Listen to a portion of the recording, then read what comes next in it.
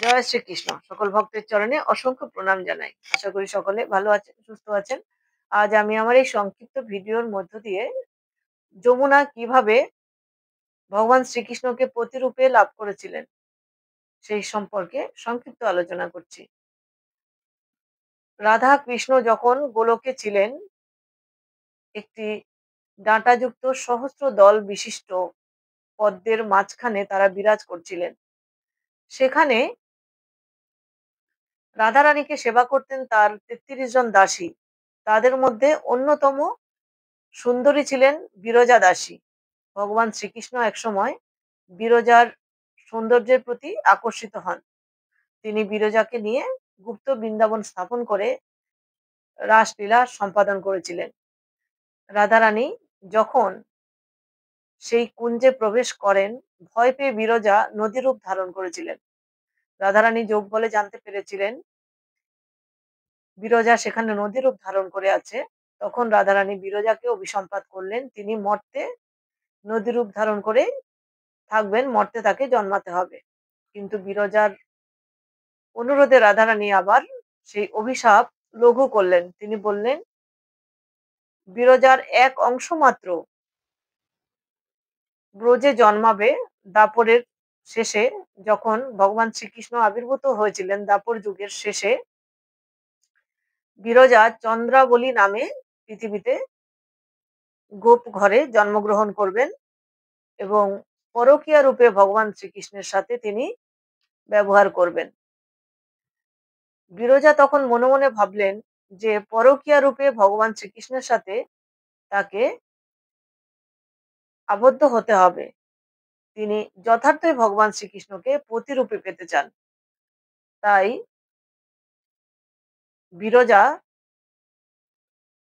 ভগবান শ্রীহরিকে জানালেন তিনি তাকে প্রতিরূপে পেতে চায়। ভগবান শ্রীহরি বললেন তাকে প্রতিরূপে পেতে গেলে কলিন্দ পর্বতে কলিন্দ রাজার কন্যা রূপে অর্থাৎ কলিন্দ নন্দিনী রূপে তাকে জন্মগ্রহণ করতে হবে।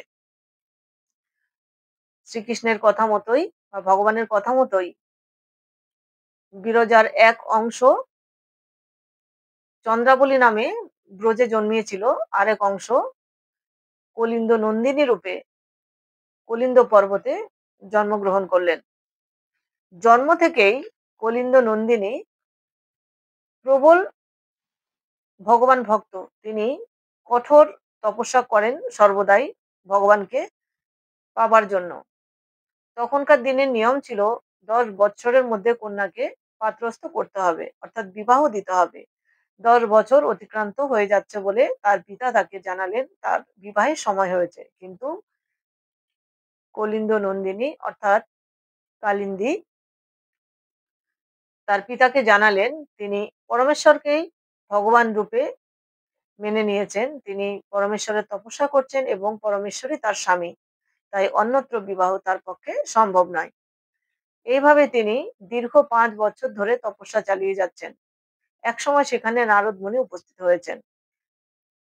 কালিন্দীকে জানালেন, কলিন্দ নন্দিনী অর্থাৎ কালিন্দীকে বললেন কি কারণে তিনি তপস্যা করছেন। কালিন্দী জানালেন তিনি শ্রীহরিকে প্রতিরূপে পেতে চান, তাই তিনি তপস্যা করছেন। কিন্তু তিনি শ্রীহরির দেখা পাচ্ছেন না। কিভাবে তিনি শ্রীহরির দেখা পাবেন? এছাড়াও তিনি নারদ মুনিকে বললেন, নারদ মুনি যেহেতু স্বর্গের সমস্ত লোকে গমনাগমন করতে পারেন, এমনকি বৈকুণ্ঠ লোকেও নারদ মুনি অনায়াসে যাতায়াত করতে পারেন। ভগবান শ্রীহরির সাথে তার নিত্য আলাপ আলোচনা হতে পারে। তাই নারদ মুনি যাতে ভগবান শ্রীহরির কাছে গিয়ে তার সম্পর্কে সংবাদ উপস্থাপন করেন এবং সেখান থেকে যথার্থ সংবাদ এনে তাকে প্রদান করেন। তার কথা মতন সম্মত হয়ে নারদ মুনি বললেন যতক্ষণ না তিনি ফিরে আসবেন ততক্ষণ সেই কন্যা অর্থাৎ কালিন্দী যাতে তপস্যায় রত থাকে। এই কথা বলে নারদ মুনি ভগবান শ্রীহরির কাছে গেলেন, অর্থাৎ বৈকুণ্ঠ লোকে নারায়ণের কাছে গিয়ে দেখেন লক্ষ্মী সহ নারায়ণ এক আসনে বসে নিরন্তর মহাহাস্য কথোপকথন করছে। তাই নারদ মুনি সেই দৃশ্য দেখে নারায়ণকে প্রণাম নিবেদন করে আবার ফিরে আসলেন। ফিরে এসে সেই কন্যাকে বললেন কিছুকাল পরেই নারদ মুনি এই ধরাধামে আসবেন। তুমি অপেক্ষা করো। অর্থাৎ তুমি তপস্যা কার্য চালিয়ে যাও। যতক্ষণ না পর্যন্ত আমি আবার গিয়ে সংবাদ না আনি, তুমি তোমার তপস্যা কার্য চালিয়ে যাবে। পরের দিন গোলকে আবার গেলেন নারদ মুনি। সেখানে গিয়ে দেখলেন নারদ মহাবিষ্ণু অর্থাৎ নারায়ণ অত্যন্ত বিচলিত হয়ে আছেন।